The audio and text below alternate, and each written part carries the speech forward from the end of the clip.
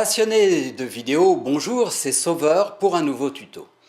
Pour le montage vidéo, il existe toute une pléthore de logiciels, David à Vegas, du gratuit au prix élevé, le choix est vaste et il peut être difficile de choisir.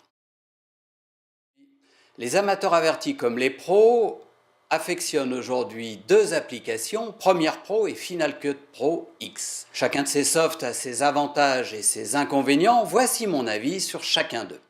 Final Cut tout d'abord. Il y a quelques années, lorsqu'Apple a complètement repensé son logiciel, beaucoup l'ont délaissé au profit de Premiere. Il est vrai qu'à ses débuts, Final Cut Pro X, même s'il était révolutionnaire dans son concept, n'était pas très abouti.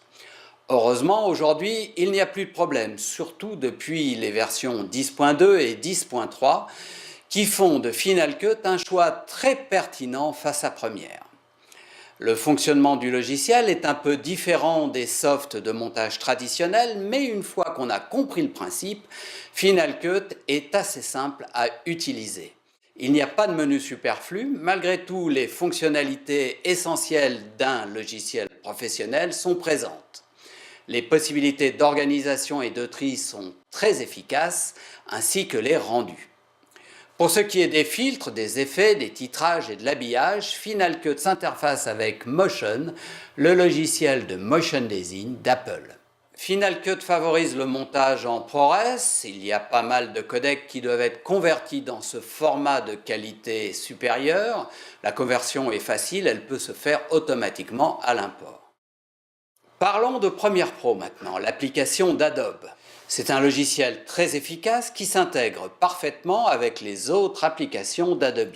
Certains apprécient son mode de fonctionnement plus traditionnel et il est possible de monter en mode storyboard.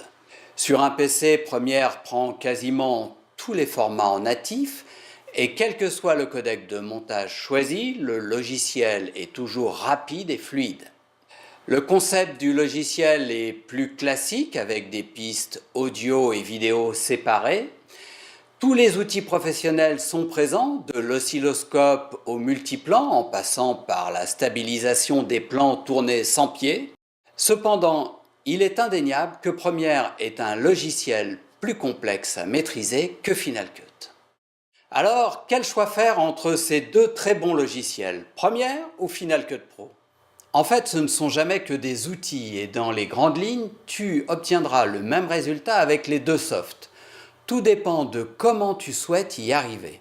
D'autre part, il ne faut pas négliger que la prise en main de ces logiciels demande du temps et de la formation. Pour conclure, et selon moi, si vous êtes sur Macintosh, utilisez plutôt la suite d'Apple. Elle vous donnera satisfaction et elle est optimisée pour les cartes graphiques installées dans les Mac Pro et les MacBook Pro. Côté financier, une seule licence vous permettra d'utiliser jusqu'à 5 ordinateurs avec donc un coût de revient inférieur aux abonnements d'Adobe. Comme toujours chez Apple, le logiciel est plus simple à maîtriser, mais les fonctions avancées ne sont pas toujours évidentes d'accès. Si vous êtes sur PC maintenant, tournez-vous plutôt vers Premiere Pro qui constitue un excellent outil, même s'il est plus traditionnel, il reste très efficace. Il est bon dans la gestion des médias, dans l'habillage évidemment, grâce à l'association avec la suite Adobe et surtout After Effects. Vous le voyez, le choix n'est pas simple, d'autant qu'il existe d'autres solutions que l'on ne peut pas négliger, comme celle de Blackmagic avec son DaVinci Resolve qui, en version 12, est très intéressant. En plus, il est gratuit, mais je vous en parlerai une prochaine fois.